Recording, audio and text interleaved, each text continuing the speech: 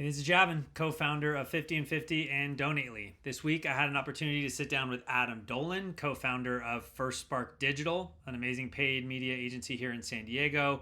We've partnered on a handful of amazing projects, and this week we got to jump into specifically paid media, what's working today, trends, how to get started, and some ideas for how to maximize your budgets here in 2024. If you are in paid media and interested in getting started or ramping up this year, you don't want to miss it. Give it a listen.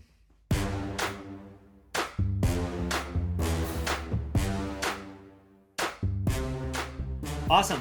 So, welcome everybody. Adam, nice to see you as always. You as well. Let's start off by giving everybody an intro. Tell everybody a little bit about yourself. Sure. So Adam Dolan, co-founder of First Spark Digital. We do paid media across the full funnel of ads all the way to landing pages. And we do it across for B2B, B2C, and as well as nonprofits. And that's kind of where I'm here today, is help shed some light on some information around paid media and the nonprofit space. Absolutely. Perfect. And let me just go ahead and set the stage for everybody. The goal here is, as Adam said, just talk a lot about paid media.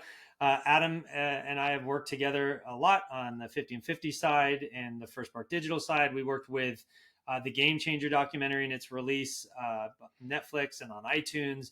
Worked with Padres Pedal the Cause and their event here in San Diego, as well as National University, and rolling out some curriculum for the classroom and social emotional learning.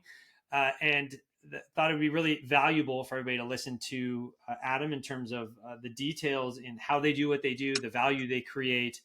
And really where I want to start the conversation is today around what paid media looks like. It's changed a lot in the last few years. So I want to just spend some time helping people understand how it's changed and what the market looks like today. So Adam, tell us a little bit about the difference in the way things look today versus even a few years ago and some of the trends that we're seeing.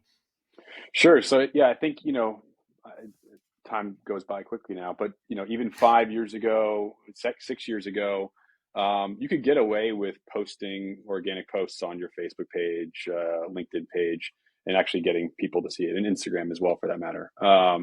LinkedIn has some reach still left there, but Facebook and Instagram really has curbed that in favor of obviously their ad placements. So the general data that's out there is about 6% of your audience is seeing your actual organic posts, which means really when you're posting, it's no one's really hearing the information that you're putting out there, which is why paid serves as, in one facet of itself, as a way to boost that to your audience. So you can essentially just select that you can incorporate your existing audience and have all of them see basically the posts that you're putting out. So even at a base level for paid, that's kind of where things have transitioned to, where organic is just not there anymore. So what you need to do instead is kind of give it a boost, especially if you want your existing audience to see what you're putting out there, by using paid as that kind of booster to your existing audience. And then beyond that, I think we've seen, especially with COVID and everything that happened, everything that was very heavy on the kind of event space and event driven. I think there's still obviously a presence for that, but I think what has been a lot more of the shift has been into digital, right? So we saw the biggest shift happening.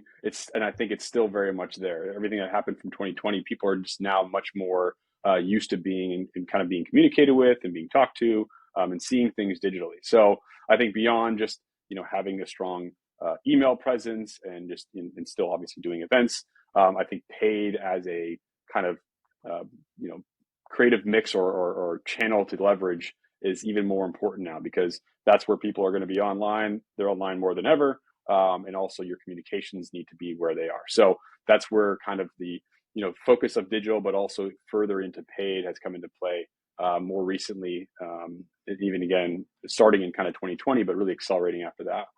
And then just, I think the idea is just like, donors and, volunteers, like, the outreach used to be, you'd really heavily rely on, in person to do a lot of that. But I think a lot of that now is also online. And so again, that's where paid comes in. If you're trying to attract new donors or you're trying to attract volunteers, paid is, the place to actually help leverage that to that audience, where, again, I think it used to be a lot more in person, or you could kind of rely on it not as being as digital as it was. But I think it's now more than ever the space where, again, you're going to reach people and where they're at. And then kind of lastly is nothing kind of like helps you stay top of mind, really in the space, outside of, let's say, email or just, the small reach your organics getting outside of paid. I mean, paid is going to help you basically stay top of mind with the audience, regardless of your cadence of posting or regardless of your cadence of email. If you have, evergreen content that's going out there, and reaching the audiences, retargeting campaigns that are basically retargeting anyone who's visiting your website, kind of following them around. These are the things that are important, especially as everyone's so distracted, to basically stay top of mind with your audience and kind of keep your messaging and your focus and your goals, in front of their face. And again, if the goal is to eventually convert them, or it's just to basically stay top of mind with them, I mean, that really is the place to do it. Yeah. Yeah. And I think for a lot of our clients, we see trying to find a blend with other tools like SEO, where you need to grow your audience. And we got the analogy I've heard in that space a lot is this idea of SEO is to kind of own the space, versus advertising is kind of the way to rent and get yourself in there. And I think the speed that paid media can change your reach and your impressions Mm-hmm. is really powerful, right? So yeah, if you have the time to wait 9 to 12 months to see content creation kind of scoot into place, and now people are finding you organically in their search, that's great, and that should be absolutely a part of it, to think long Mm-hmm. term. But the thing that you need to do, to use in order to change that quicker, is going to be paid media. That's how you can very quickly, and you're talking days, get in front of people that you want to target individuals and put content in front of them really, really quickly. And I don't know a whole lot of other ways to do that outside of, putting dollars behind, targeting those individuals. Yeah, and really, it's, I'm not waving the flag for all paid media and saying that's the only way to really do anything. As you're saying, it's really the accelerant, right? So, Yeah. in some cases, it's how you're going to actually reach your audience with the all the good stuff that you've been putting together in your social media calendar. Well, help it get in front of the audience with paid. How do you help get your reach out there with a new campaign? So I think it's more of like it's definitely a piece of the overall puzzle, but an important piece in terms of, again, just kind of doing that, staying top of mind, getting it seen by your existing audience, and the new audiences. And again, it can be a very practical tool for actually attracting new audiences. So, something that you can use as a way of like getting in people into your funnel, getting them into your pool, and getting them to your system so they understand kind of what you do, the education.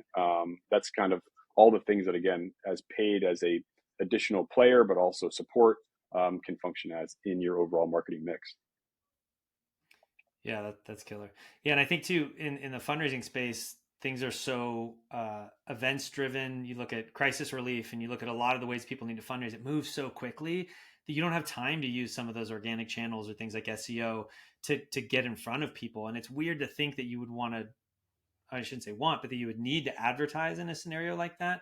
But things change so quickly, Mm, and putting money behind some of those efforts means that you can move into those spaces where people are now operating and thinking and living, and social media and different platforms, at a that's right. much more rapid pace. So that's great. I'd love to think a little bit too about mistakes, right? So there are a lot of people out there, and a lot of our clients that come in and either haven't tried paid media at all, or they've got something running, they're not looking at it closely, and there's a lot of ways that you can, you know, spend quickly and not get results. There's a lot of ways that Hmm. you can just not enter the market because it's too intimidating. So I kind of see all those as maybe mistakes or risks that kind of keep people away from paid. So I'd love to kind of talk a little bit about that. What you see, social enterprises, nonprofits, the mistakes that they're making in spending in paid. Yeah, I think, as you touched on, I think it's easy to it's easy to get excited about this and go, okay, let's jump in and we'll launch some ads, and then results, donations will happen tomorrow or today. But generally, the way that the platforms are set up is, especially with something like, when you're doing a nonprofit and you're asking for donation, if that's your end goal, obviously getting them, kind of into, onto your list, and essentially work through, kind of a nurture process is really what you want. And it's not just something that's, you know only for, let's say, an email, but it really is about paid. Paid needs to be much more of a nurture, and kind of a storytelling sequence, than just, okay, we're going to basically put ads out there asking for a donation, and then we're going to get donations from that. And that's, again, that'd be, asking out someone to marry you without actually going on a first date. And that's kind of what we see when we see, nonprofits or other brands, not succeed on the platforms, is that's what they're trying to do. They're trying to get direct response from day one, Mm. And while it's not to say that there might not be an opportunity out there, and certainly you could, you can get lucky and strike a couple people who are motivated by the messaging and everything that's being put out there. But generally, it's much more of a kind of nurture process. So there's a lot more of education that needs to be done. There's a lot more of acquisition, so getting them onto your list and kind of in your ecosystem. And then finally, when it comes time to kind of make that ask, you've already kind of warmed them up to everything. So it doesn't come Mm. out from just a random end of year campaign. It actually is something that you've been working on and building that relationship through not just paid for the education and the acquisition, but also for that nurturing that happens from everything else you're doing. Everything else that, if you're sending Yeah. emails or you're doing events, all that comes into play. And that's really important to have success on the platforms rather than just going in and hoping that, we'll just go put out some requests for donations and we'll see the results, that same day. Yeah. I personally, I wrestle a lot with those blending those priorities, right? When you've got a certain budget, which I would argue for most organizations we're working with in the nonprofit space, you don't have a huge budget in correlation to for-profit brands, Fortune 500 brands.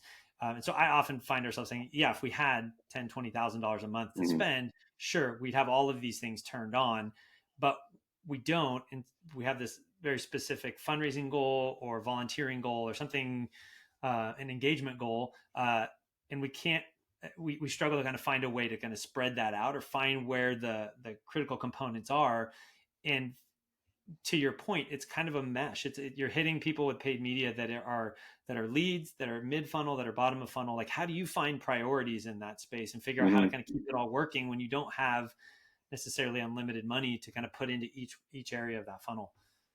Yeah, no, it's a great question. I think in something we've come across a lot, especially when, especially as this year has seen kind of a downturn in budgets versus years prior. So I think when you're approaching something like this, the idea is still to allocate, in this case, I would say, 30% to that kind of like pool building, right? So we're trying to fill the funnel with the 30% of the overall budget. And so I'm still leaving 70% for acquisition. I'm still being fairly aggressive on that from a budgeting standpoint.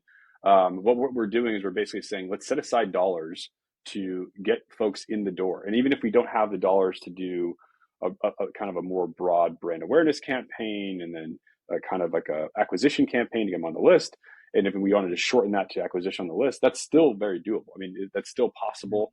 You still can acquire users that way. And the idea is, and what we've seen when we've done that process is we just see the conversion rates as well as the donation rates when we actually run the email acquisition first and then the kind of ask donation after, to have much higher success rates and much overall higher donation rates than just running a standard donation campaign. So it is one of those things where it's like, well, why don't we just put 100% of our limited budget towards this? And it's like, well, actually, you'll actually have better results if you kind of are warming people up to the big ask before, setting aside about 30 or so percent of the budget to do that, and then leaving kind of like the 70% to do kind of that harder ask of not only of your kind of newly acquired users, but also your existing base, right? Because the Yeah. outreach is not just going to happen on email. You can still reach out to those people on paid, and that's what we generally see is a high response rate from those, but also a very high response rate from the people who, even if you've acquired them somewhat recently, the idea that they've gotten into your system or your ecosystem,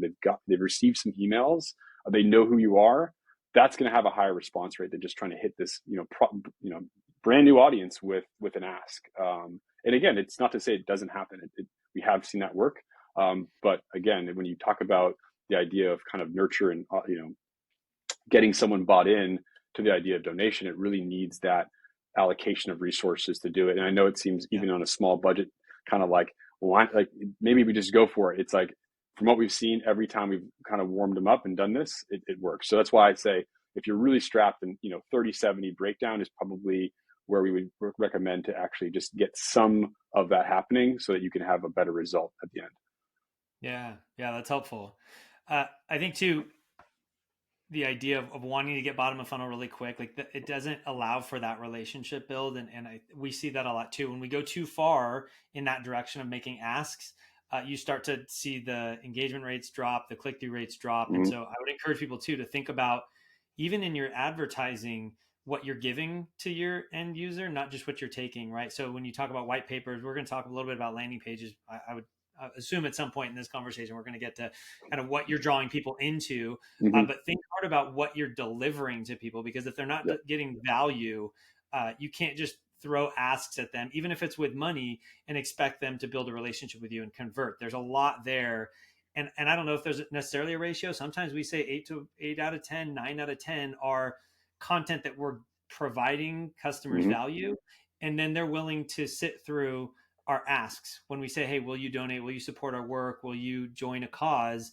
They've been given value before that point. And I think that as you talk about kind of percentages around where you're going to put your dollars and paid, I also would encourage people to think about where they're putting their content strategy. And I would Hmm. kind of put myself in that same bucket, that a majority of what you're spending is on providing value, and then the minority of that is going to be around what you're asking people to do. Otherwise you're going to burn out those individuals, and they're not going to actually support. That's right. I mean, it's an exchange. It's just like Yeah. you wouldn't ask someone again to get married without going on a first date, and you want to obviously provide that value up front so that you're establishing trust. You're establishing again, like, value over anything else, and then, as you said, then you're going for the ask. But it's after you've already kind of built this relationship, more or less. That's what you're trying to do. Yeah. So. Yeah, exactly. Well, one thing I lean on, Adam, on you guys to help us do is kind of see what's new and what's out there. I think oftentimes people love saying, "Oh, like we're bleeding edge," and there's a lot of risk in jumping into bleeding edge. You look at social media platforms, you look at new paid media tools, and sometimes that's Mhm. risky, whether that's Threads or that whatever it ends up being. But there's a cutting edge version, and I think that's where most of our clients are. Is they want to be risky, they want to be considered cutting edge, or at least being aware of what's cutting edge, Mhm. um, but not overly risky, right? So I'd love to talk about what's new, what you're seeing out there that's no longer, in the ether as something that's coming, but it's landed. We're seeing value. We're recommending it to our clients. Like, what are some of those things that you'd want to put out there as recommendations? Sure. So I think, when we go back to, well, from a tried and true standpoint, Facebook first and foremost, right? So Facebook, which is also Facebook and Instagram, where you're marketing, Mm, that is always going to be kind of the main source for nonprofits to see success. It's the platform that's used by most, and it's generally one that has a high response rate when used. From a cutting edge standpoint, that is also, I mean, Facebook has been pushing kind of the boundaries ever since the first party data iOS update came out. They've had to understand, okay, how can we actually do a better job of leveraging artificial intelligence as well as all this data that we have when we no longer have data coming from your phone, right? So that was kind of their main way of connecting more of the dots. So they've changed a lot of things on the platform. Part of that is actually removing some of the targeting that you used to be able to do. But the actual upside of that is we've seen the AI, that's basically powering more of the prospecting that we're doing on the platform actually have a better result. So leveraging kind of more of this unfortunate black box data, but AI driven kind of targeting system, we've seen better results from that. So that's kind of one area where they've kind of increased by taking away, which is kind of opposite to what you'd think is working. Beyond that, they've released some new basically ad and targeting types. So they call it Advantage Plus. So Advantage Plus is essentially what they used to do for kind of a automated control over where your ad is shown. mm, Also, from an audience standpoint, basically they're going to say, hey, we can show this to people we think are most relevant to you based on the information that we have. So there are a couple updates there that are working well. And kind of in that range. A lot of the other stuff that they've done is more in the shopping and e-commerce space, but they have a couple of these new releases that have definitely improved the results that we've seen on the platform. Elsewhere, in terms of kind of like second in rank, would be Google Ads. Google Ads, from a feature rollout standpoint, has had much more new releases recently. So Google Ads this year has released PMax. They released recently demand gen ads, and obviously they have their new Shorts platform, which PMax and this demand gen ads can use. So when we're talking about Google Ads, you have your standard search, you have your display, you have YouTube for your video, but now they've worked in PMax, which is essentially something that you can put over the top of all of these platforms, including Gmail as well. and basically serve ads, search, YouTube, whatever the asset is that you put inside of PMax, it'll serve it to all those. And generally what we see from that is actually good results. Now that depends on how much data you have on the platform, but Yeah. it can be a very powerful tool. And then on the demand gen side, that's a replacement of discovery ads. That's essentially what you're going to use to basically get some more reach on a prospecting standpoint. And again, when we have a lot of data there, we've seen good results on that. So I think from the Facebook standpoint is this kind of improvement via AI that they've started rolling out more and just kind of in the background and less of a new feature, but more of kind of I would say a renaming and an improvement. And then Google rolling a lot more stuff that's definitely, again, AI driven, but more of a consolidation of campaigns. So a simplification still requires, a lot of reworking and data to have on the platform to use some of these more advanced campaign types. But definitely stuff that's, this is all brand new releases. Demand Gen just came out about a month ago, if I'm off by a month or so. So these are all new things that are rolling out and that are still in kind of the nascent stages of their maturity. So this is what we're seeing kind of on those two main platforms that we leverage the most. And then third, LinkedIn is a good one that we leverage and use a lot. They've released some new AI-powered campaigns, which essentially just let you start campaigns based on kind of data that they have from what you tell it from a kind of a chat GPT type interface. Seen some decent results from testing from that, as well as they've also made things a lot simpler. So now you can go into the tool, get up all your tracking set up, and you don't actually need to use Google Tag Manager to set up everything up, or an Insights tag. You can actually have it load onto your site and then actually select what kind of actions based on what it's reading from the site to know what do you want to optimize for. So those are kind of the main platforms that we're generally using when we're doing paid media for nonprofits, and those are kind of some of the newest releases that they've had across all of those. I know on a couple of projects we worked on together, we've talked a lot about the maximizing your spend based on results, right? So you can maximize by lead generation, but typically we've seen better value in getting further down that funnel, right? And if you can get into a monetization, something inside of Google Analytics, a conversion tracking metric that's deeper down Mm-hmm. funnel, then these tools have the ability to then maximize their position and their locations based on that conversion, right? And you That's mentioned correct. PMax. When you say that sits over the top of everything you're doing on Google, is that then kind of moving your paid media budget around, not just in the CPC ads, but now you're doing it across video and across like more platforms to kind of find where you're the most effective and efficient with your ad spend? That's right. Yeah. So PMax, Performance Max, it basically is kind of like the I don't know, it's like the bazooka to the more refined approach from the other campaigns. Right.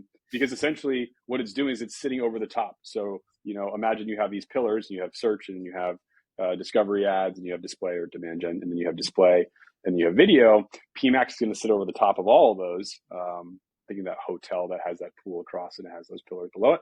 But it's basically sitting atop across of all those, and it's actually using the data that it's been given from either search themes or the audience insights that you've given it, or the signals, and it's basically going to go, okay, I think the best place to place from the creative you've given me this ad here, or this ad on this placement, or this for this search term. So it is basically taking over in a sense of kind of where it feels is the best, which is why it is a very powerful tool and has pluses and upsides and downsides. So generally, when we're talking about these advanced strategies or these advanced campaign types, it's going to be when things are actually a little bit more mature on the account. So if you've already been running things for a while and you have a lot of good data, and as you said, kind of down funnel data, so we want donation data, we want donation value.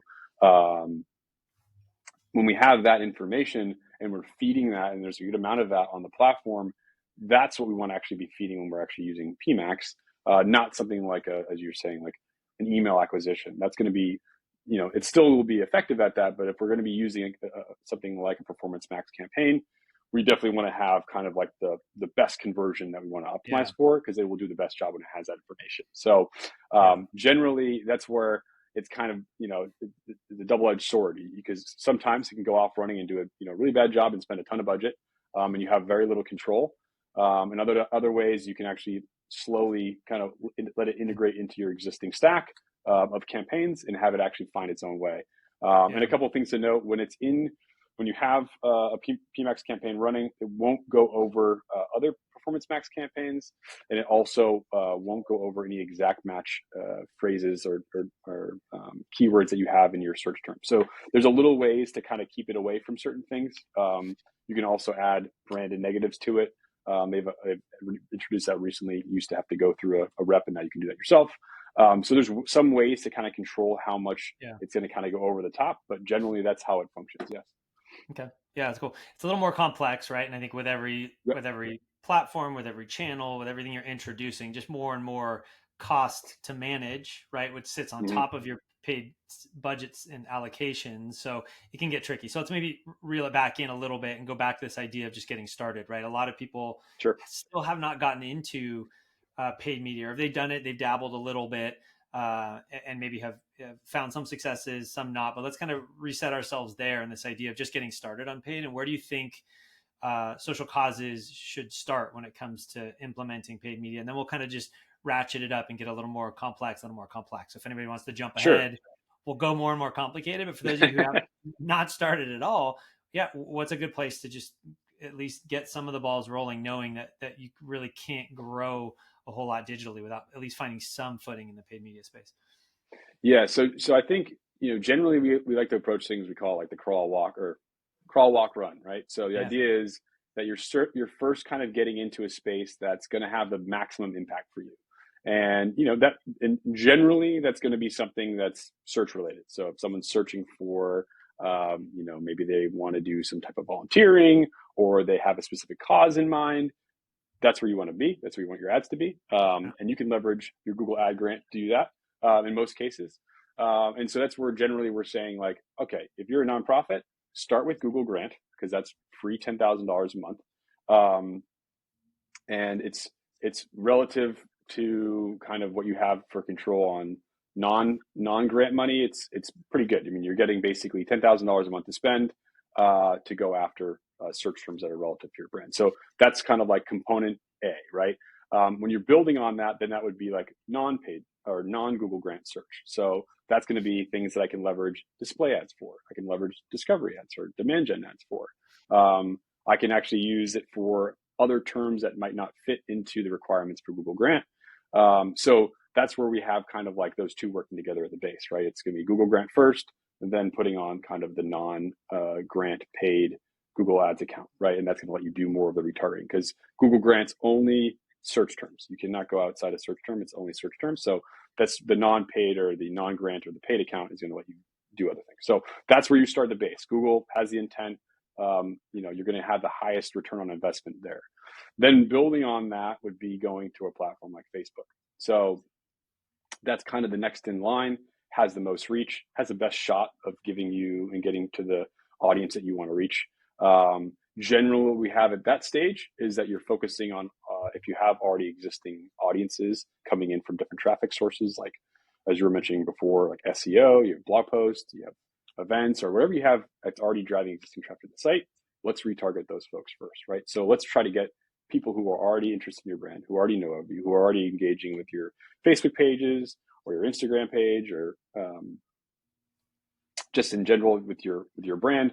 Get them into the site and get them to convert. So whether that's either through email or through a donation. So that's kind of like what is the baseline? It's basically capturing the existing demand that's out there. Then the next stage is actually capturing your created demand. So what have you made yourself from a demand standpoint for the nonprofit that you can kind of capture on and capitalize on?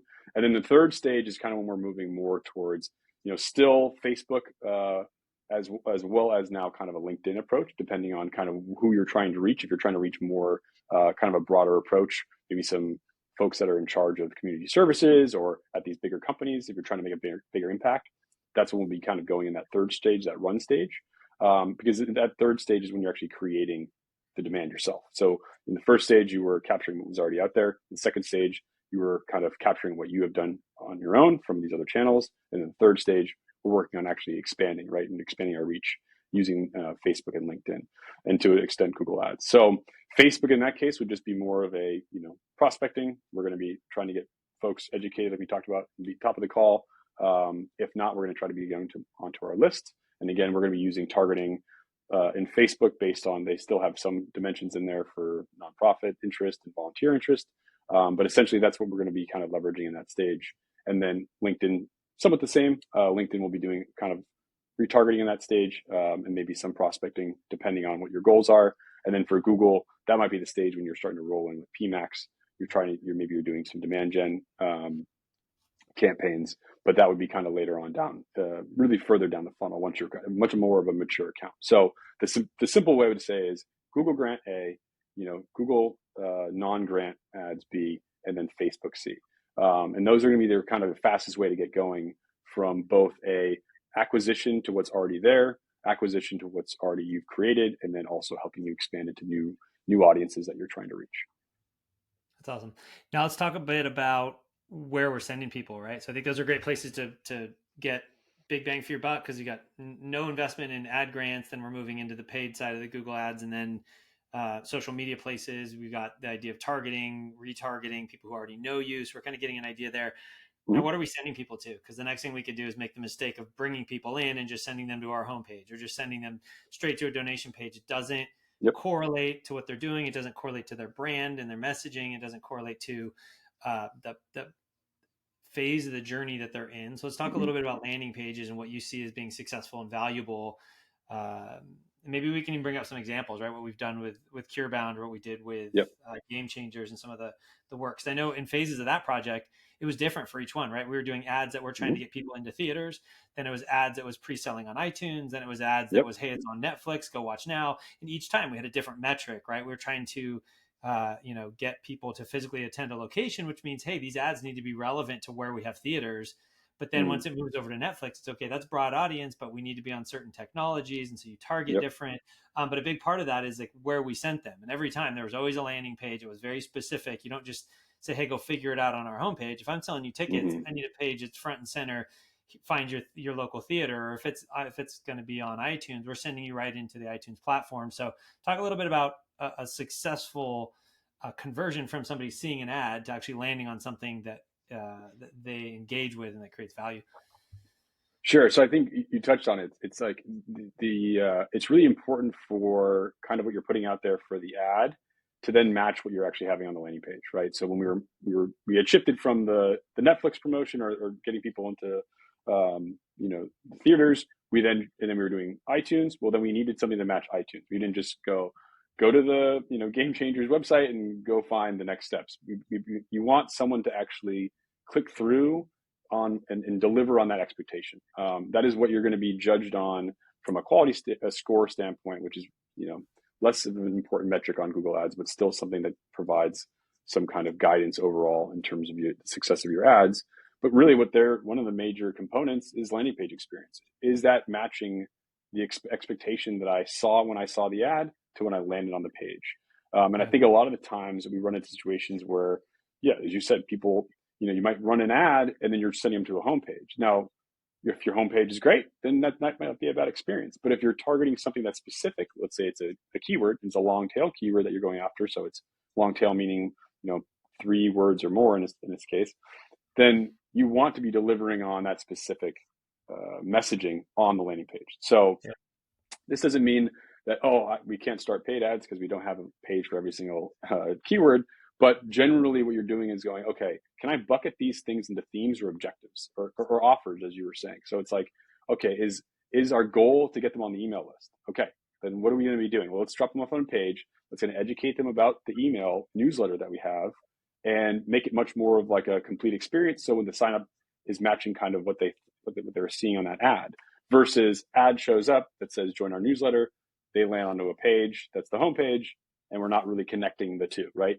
So it seems one of those things where it's like, people, generally should be able to make the jump, but the more work someone has to do, the more they're not going to be interested in actually completing it. So you really want to make that experience as fluid as possible. You want to deliver on the promise you've made in the ad, and you need to do that first and foremost in the hero of that landing page, which is when we talk, how people get into landing pages.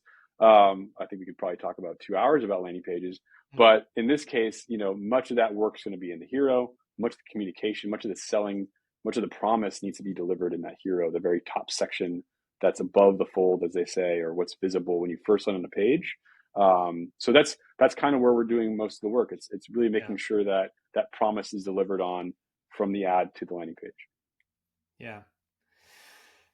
And I think too, we have to know that it's working, right? So that's the front end, that's the front facing, that's Yep. the hey, I saw an ad. Hey, this page is very clear that's delivering the value that I was sold back at that ad. But then the whole ecosystem needs to know that that's happening. And when that person actually does download a white paper or sign up or get a seat in the theater or attend, the Pedal the Cause event, we need to know that that happened, right? So that full circle data needs to Mm-hmm. be dialed in as well. So not only is the page there, we need to know what they're clicking on. We need to know if that form is the actual conversion.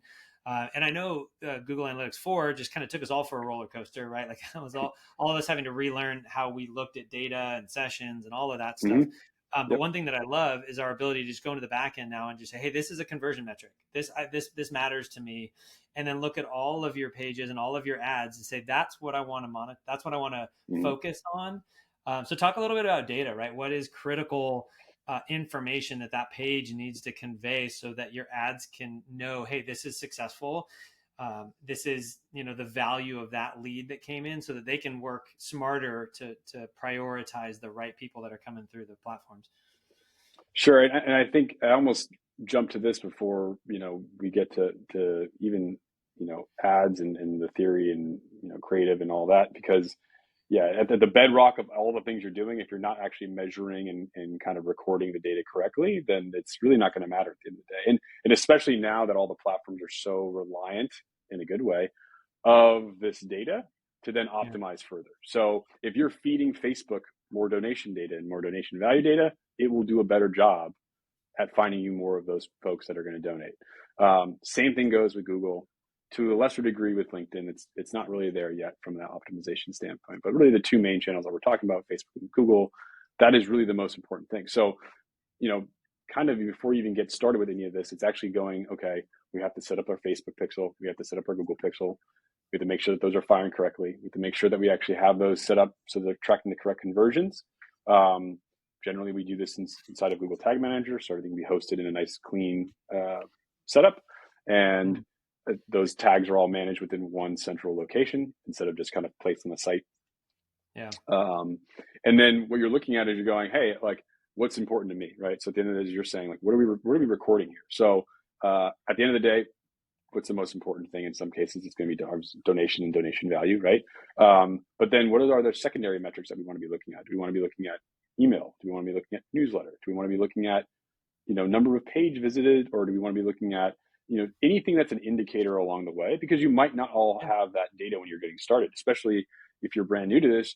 You might not be getting donations from day one. You might be needing to focus on your email and building that up first, letting the platforms optimize for that, then moving into donation value. You also might be having precursors where you see in the data, you mentioned GA4, maybe you see in that, you see, okay, people tend to go here, and then they donate. Okay, let's actually make sure that we're tracking that page. That's the precursor, 1 or 2 pages before the donation page, that has a high rate of success. yeah, So that's when it comes into going, like, first identifying, okay, what are the metrics that we're going to be tracking? Do we have one-to-one tags set up for each one of those? Do we have that for every single platform? And then also including, are we seeing that in GA4? Because at the end of the day, you'll have both your data on both platforms, but then you need to have one central source that's actually showing both yeah. of those platforms contributed. So I think we've officially moved into a little bit more advanced or second level I, of I, this. I was worried Yep. as I started, but Yeah, that's, I we'll think it's mark about important 3 to, minutes ago as the yeah, transition from starter to this sure. mid tier or high tier. But yeah, I think that's it's. I mean, the data part is you can't avoid it, right? And Mm-hmm. one, it has to be right because data is dangerous, right? And if you're double tracking or Sure. your pixels are firing wrong, Mm-hmm. you can make really costly mistakes by having that misaligned. And there's a lot of Yep. tools and there's a lot of integrations, and so I've seen that happen, right? Where we're maximizing on an impression or on a metric that's kind of top of funnel, and it's not being tracked correctly. You need to square that away, and then Yep. I've seen organizations want to then kind of shift the goalpost, right? Where it's like, hey, this is all about brand engagement, brand engagement, brand engagement. And then they go, hey, why aren't those people converting down here? And we go, well, Mm. that's not what we were shooting for. Analogy I like a lot, and I love analogies, is stocking the pond or going fishing, right? And it's very Yep. hard to do both, right? So Hmm. it can feel vague to say, hey, we're stocking the pond. Like, what does that mean? Well, it doesn't mean they're buying and it doesn't mean they're donating, but it means they're willing to listen and they're being Yep. teed up. And like we said earlier, they're listening to those 8 posts out of 10 that you're telling them stories and you're giving them value. I mean, we're teeing them up to ask them for something, right? And then that's the hunting, that's the fishing, that's the going after that Yep. conversion. So I just think it's interesting when you set out to do something, you have your big goals, and obviously it's going to be revenue. We haven't talked about this yet, but I think for-profit businesses, nonprofit businesses, they're becoming very similar. So I'm starting to mentally think of fundraising is very similar to just revenue generation, Mm. sales. Like they're different Yeah. terms, but let's be honest, for-profit businesses have to find a mission and an impact that they have and who they are, and nonprofits have to be profitable and have sustainable revenue models, Hmm. right? So it's all the same. It's how are you generating revenue in this ecosystem? And so I just find it interesting that there's these large goals, but then oftentimes nobody sets those goals that are up funnel a bit, right? In order to Yep. raise this much money, if our conversion rate is 2% or 3% or 4%, that means we need to have tens to hundreds of thousands of people hitting our site on a monthly basis. You can work your way up to that and then say, okay, let's hit that. Let's go. Let's make sure we got Hmm. enough people coming. Then let's not just look at paid as our only tool. Let's go omnichannel on how we nurture those people and kind of build a holistic plan there. And I know that's something you and I have worked on quite a few Hmm. times is here's what paid is doing, but then how are we nurturing them with drips and email, and then how are we remarketing to them if they didn't respond to certain things? So it becomes a whole web of Yep. interactions, but you have to have your short-term goals that are kind of sub goals, kind of lead ins to what you're going to set as your ultimate goal later on. Yeah, no, it's spot on because it's still a funnel regardless of it's we're selling shoes or we're trying to get someone to donate at the end of the day, right? We still Yeah. need, as you were saying, it's still the metrics of the funnel. There's this many people that need to come to the site. We need to get them to this point in the stage, and then we need to get to this stage, and then what's that end conversion rate? That if we want to hit 1,000 new donors this year, then we need to back that out. And I think that's an exercise, an important one.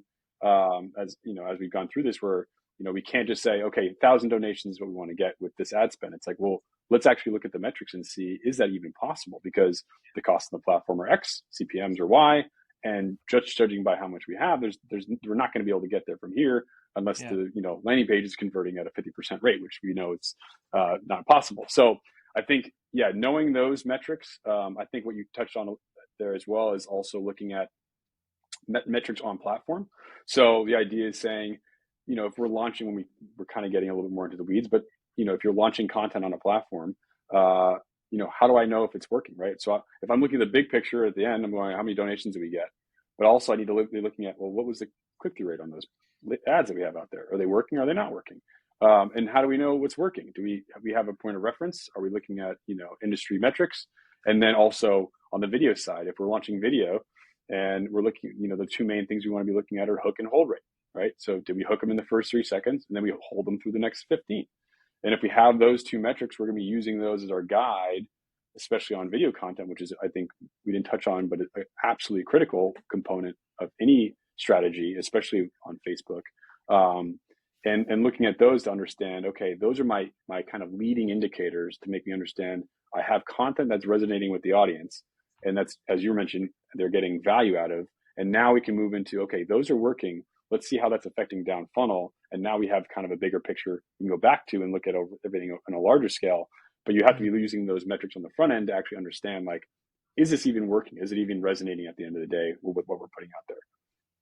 Yeah, we should spend some more time on video. I think that's worth talking about because it's such a transition for a lot of internal teams in terms of content creation to go from, oh, we need a landing page, oh, we need some social posts or a carousel, um, but video is a totally different world of what you have to create and what you have to generate. It's a lot more Mm-hmm. content, a lot more effort, but it pays off, right? And so I'd love to just spend a Yep. little bit of time like what you're seeing, whether it's a difference in conversion rate or whether it's just times in which video becomes really critical in the buying Mm-hmm. cycle. But let's spend some time talking about that because I think it's scary for a lot of organizations and companies to jump into a shift towards video, and a lot probably already have. So again, if you're Sure. already bought in, skip ahead a little bit, but let's talk a little bit about that shift towards video content, what you're seeing is valuable, and how people can do that. Yeah, I mean, starting back, maybe 3 years ago, 4 years ago, Facebook basically was like, "Hey, we push video harder than anything else on the platform." I don't know how much that's still. I mean, I think there's obviously a mix of things, but it's still true across a lot of. It's one of the most effective ways to communicate your message, right? How else can Yeah, you store a bunch of information when someone's scrolling their feed? You can only store so much in an ad, and you can only store so much in a carousel. So video is really what you can do, and videos, it works both ways. It doesn't just work as an attractor of education, but it also works as something that can help close somebody, right, or help basically yeah. motivate them. So what we And it's see, proven at, it's what people want to engage in as yeah, well, right? So you yeah, see the shift with every platform, with Instagram, with Facebook. Like the reel hmm has become just the way in which people want to digest that content. And so if you're not stepping into that space, you're losing your ability to capture people where they want to be. Like we know that that's, or we've recognized that that's where they want yeah. to be engaging that content. So you need to jump into that. Yeah, and so when we talk about video, it doesn't mean I need to hire a production team necessarily to just get my feet wet. You can make videos that are more short form. I think we've done some where we kind of put together different videos or different images and different videos and kind of collage them together to make stuff. Obviously, having a kind of a cohesive piece helps as well. But there's different types of videos, right? There's going to be the ones that are kind of your 10-second kind of quick hit. There's going to be something that's a bit more longer term, like 30 seconds, maybe your minute, 2 minutes. And again, these are all talking about as we kind of work someone through the funnel. It's you give them like a little taste, and then you're kind of working them through to give them more and more information as they get through the funnel. So I think when it comes to video, it's a scary premise, you said, for some brands and some nonprofits, because it's like we might not have the resources to do this, but it's not all big production stuff. Certainly that there's a place for that, but you can also take some quick hits. There's certainly a lot of tools out there like Canva. There's tools like uh, Figma that has jitter component to it. But generally, Canva is an easy place to create a slideshow that actually has some motion and animation to it, which can help communicate your story and your message. I think some of the best ads, and that's the reason why we kind of mentioned video, is the best ads we've seen to date across the nonprofits that we manage paid media for are generally all video. I mean, whether Mm-hmm. they're kind of that promotional video that's 5 minutes long that we cut up into more like 20 to 30-second pieces, or it's kind of a slideshow type collage image that we put together. Time and time again, it's the same. These are the ads that rise to the top. They do the best job at getting the most reach. They do the best job at getting people educated, and they're the fastest way to build a retargeting audience. Like, what does a better job at actually getting someone to gauge interest?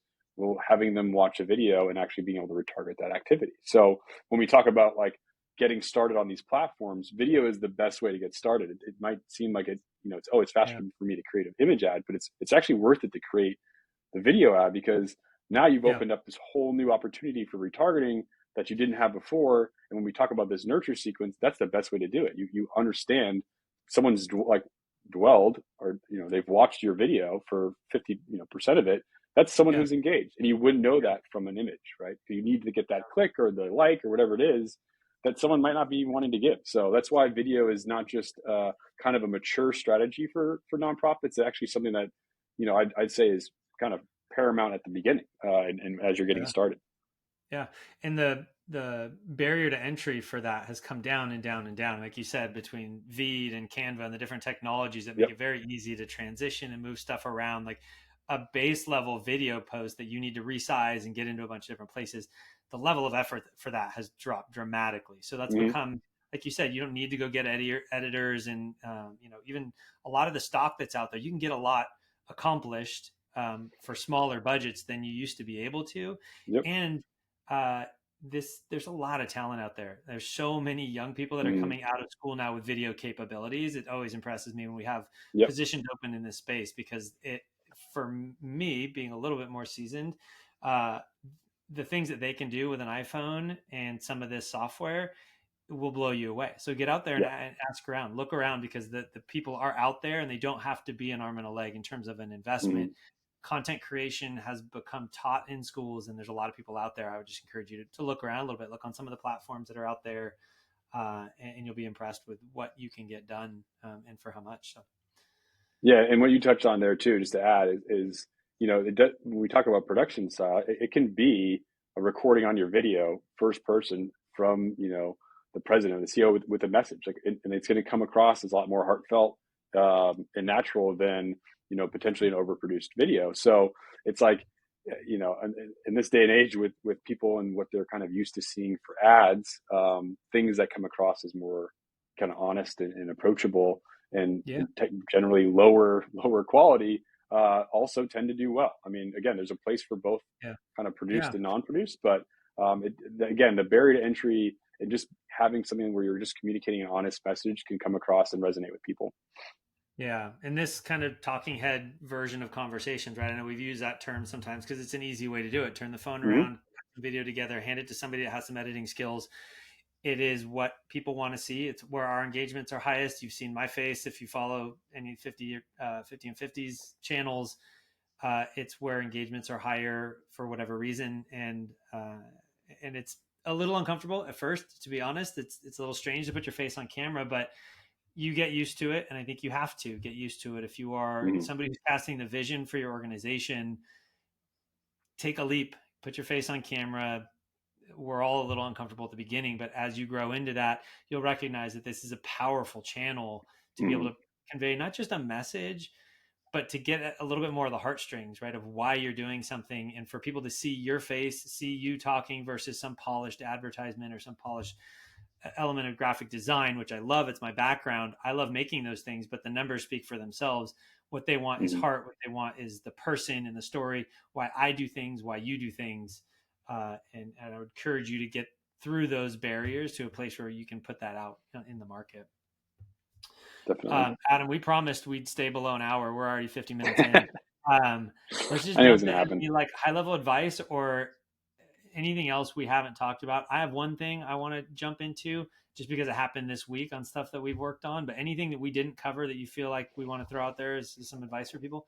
I think maybe just the cornerstone and kind of like the main structural component to all of this is just messaging. It's like make sure your messaging is you have a consistent message that you've formulated that you want to be able to put out there, and make sure that messaging matches from your first ad experience all the way through your landing page, your email, and the eventual ask that you make.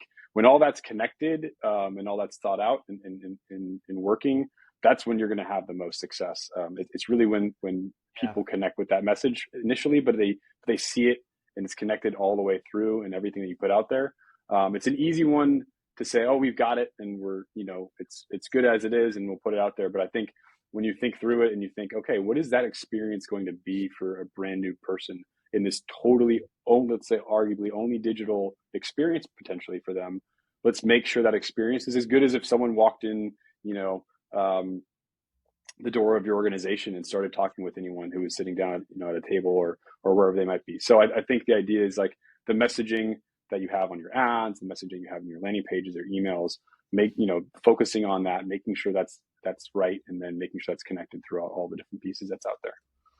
Yeah. Yeah. I'd second that. I mean, I think with 1550's work, when you think of all elements together, I want to say holistically, I'm not sure that I love Mm-hmm. that term, but this idea of your brand messaging, who you are, what you're saying to people, the tone, the voice, being united in that, recognizing that that then has its digital touch points with your audience, right? So that's your website, your landing pages, your social media, your emails, that brand holistically is evident in those Mm-hmm. places. And then there is a rhythm and a marketing engine that you need to be doing to grow as a business, right? All the metrics, all the stuff we've been talking about, it's it's the grind. As much as you want to Mm-hmm. pretend like, oh, I have a brand and I put a website out there, it's just gonna blow up, right? There's Mm-hmm. aspects of it that can, but you need to be recognizing the areas of it that don't. put marketing effort into it, put time and brain power behind solving problems. When you're thinking about all of that together, that story you talked about, and then making sure that story lands in the right digital channels, that you can track it and you can make pivots on a monthly basis. When you think of it that way, I think we see way more success because it's that Hmm. holistic piece where you're finding new things to focus on. And now this metric is off, so let's come over here and tinker with it. It's an engine that you need to be twisting and tweaking. And sometimes it's bigger efforts and sometimes it's little efforts. But that holistic vision is 100% what we feel like people are thinking about when they're doing it right. Hmm. That's right. I only had one other nugget, which was something we did this week. We were utilizing list building in Apollo. Love the tool, just a kind of a way to Hmm. find audiences, build lists. There's ways you can use those, which I think the trend of using those and then cold emailing is kind of a way that people have traditionally list built. But I'd love to talk about how that list building turns into something that you use in paid media. So rather than finding a bunch of emails, hoping they're going to be the right emails, being concerned about email sends and spam and burning Hmm. bridges because you don't really have that relationship to email yet. How do you use tools like that to build paid media lists and segments and kind of like utilize that to better target in a channel that I feel like is more receptive when you're doing this type of kind of initial outreach? Yeah, and I think so. So generally, what we're doing is basically, yeah, as you mentioned, we're taking the lists, importing them into a platform like Facebook, having it matched to the information that's given, and then using that to go prospecting, right? So as you mentioned, like it's the you're still hitting the same people, but you're just doing it in a way where you're not having to again worry about like spamming their inbox coming across, and that's a whole nother way. Like if you're coming across where your first email is through someone's initial pitch, that's a little different than if your first interaction with them is through a heartfelt video, or like we were talking about where it's a one-on-one experience. So I think the idea of using uh, paid and list tools like Apollo can help you actually get started on a platform like Facebook and actually target the right people that you want to target with a better messaging kind of structure and follow through than, let's say, an initial email that came across would work. So yeah, I think it's the idea of how do I fast track, if I know I have a specific audience, how do I fast track getting to that prospecting stage? When we talk about those different stages, how can I get to the prospecting stage a bit faster with a bit more data kind of driven approach? And that's where Apollo comes in. So it's basically going to be giving you the list of who to contact or who you want to contact. Facebook's then going to match that list, and then you can use that in your Facebook campaign to say, okay, let's go target those people. And then further beyond that, you can use Facebook's lookalike audience targeting to say, okay, take that group and now expand that 1% to, let's say, a million from that group, and let's go after those people because they have similar interests or demographics or whatever it is that they're matching to, and that's a good audience that we can go after. Facebook has that, LinkedIn has that, and so does Google. So that is something. All of those have a little bit different match types and requirements, but that's where we see when you team up a tool like Apollo and Facebook, kind of the best results to get more accurate prospecting at the end of the day. Yeah. So we lean on you guys to kind of know the way in which all of that works, man. It gets really sophisticated, but to have a team like First Spark at the table, it's always helpful for us to be able to deliver effective, valuable ads and return on investment. So that's it on my end. You got anything else you want to cover? I think we did it. I think hopefully we A few gave minutes. Okay. high level, not too deep, Yeah. but I think there's information to kind of dig into there, and I think I think it's paid is a great channel for any nonprofit, depending on regardless of the maturity of the nonprofit. And I think if we focus on those things of the core messaging, focusing on making sure the data plumbing is set up correctly, starting with video, working through those stages of kind of best opportunity on Google, then to Facebook, then potentially others. And then again, making sure that you have that page and messaging match set up so that those ads don't just work on the front end, but also work to convert.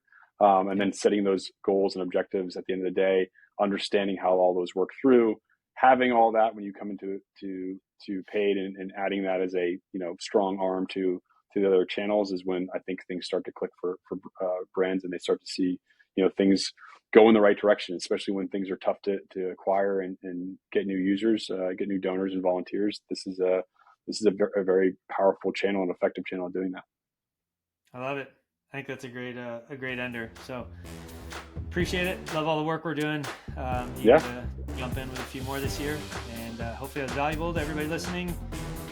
Until next time.